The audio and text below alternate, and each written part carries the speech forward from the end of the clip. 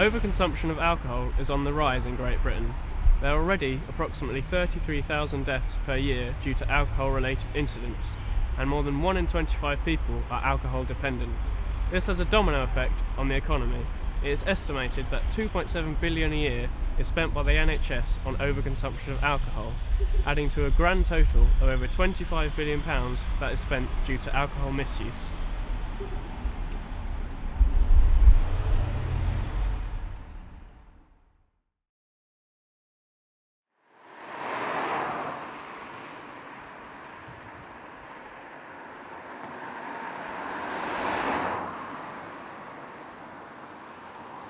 We asked Alex Moore, who's been working behind the bar in a busy nightclub for 2 years, what his experiences of working around intoxicated people are. Yeah, in the bar industry you experience a lot of drunk people. Depending on the bar in question, you know, it can be better or worse. For instance, I've worked in pubs and bars where not so many people get, you know, atrociously drunk, but in clubs it is quite a common thing, and every night you'll see at least 1 or 2 people being violent and asked to leave. What's your relationship like with the police? It's always good to have good relations with the police because obviously they can be your friends or your enemies. So we always try and be very friendly. They come around most evenings, and you know, you get 1 or 2 officers at the door saying hello. So it's really good to be friendly with them, know them by first name, and then when there is an issue, they're going to, you know, be a bit more personal with you rather than just, you know, trying to deal with the drunk person. Do you get a lot of hassle working behind the bar? Yeah, you get hassle from, you know, all sorts of different aspects, from everything from people wanting drinks and you're not serving them because they're too drunk, to drunk people causing violence, drunk people being a nuisance. You know, I had one guy that wasn't violent at all, but we'd stopped serving at the end of the night and he carried on wanting drinks, and so, you know, I kept telling him no, no, no, and in the end I had to carry him to the door, just chuck him out because just an absolute nuisance and won't stop. This year, Cameron proposed a rise in the cost of alcohol as much as 40p per unit. This rise in price is an attempt to reduce the amount of binge drinking here in the UK. After interviewing people who work in affected industries, they make a clear argument that young people, as well as older members of society, always have and always will find a way to binge drink. The rise in alcohol, along with the cost of fuel and tobacco, is a sudden and drastic change that will surely generate a response from young people.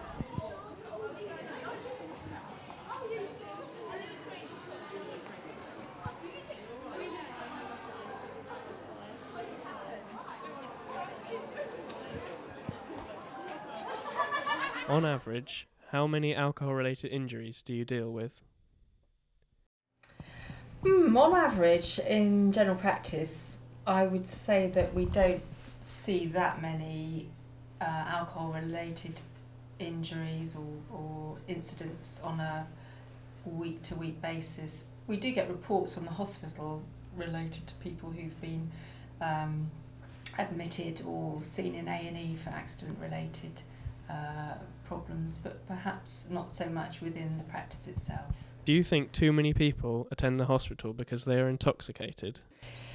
Do I think too many people attend the hospital because they're intoxicated? I think not. They don't attend the hospital just because they have drunk too much, but I do think sometimes if they've drunk an excessive amount that makes it dangerous for them, i.e. the alcohol levels are so high that they may lose consciousness or they could vomit. That could be a reason that they're attending.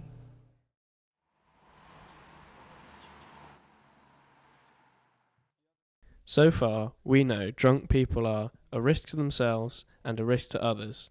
But what damage does alcohol do beneath the surface, and how much did the NHS spend on looking after intoxicated people? Well, millions, because of the long-term consequences.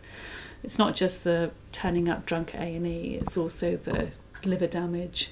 There's several cancers that have a higher latency to alcohol consumption, and also people have been disabled from doing things when they've been drunk. So it must run into millions and millions. What long-term and short-term effects does alcohol have on the body? Well, you're much more likely to get cirrhosis of the liver. You're certain type of cancers that you're much more prone to. There's other things like diabetes that you're more prone to.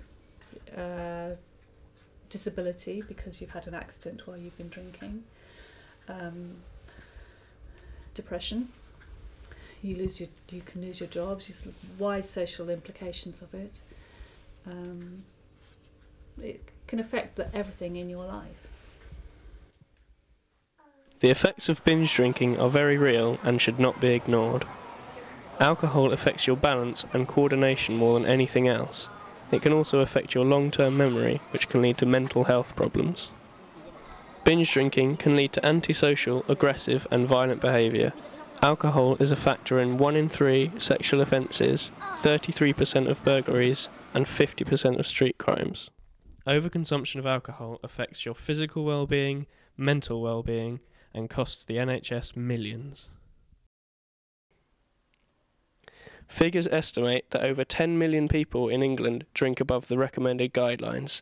Will this rise in price have Cameron's desired response, or is there a better way to regulate binge drinking? It's very difficult. I don't see how the government can encourage people not to drink.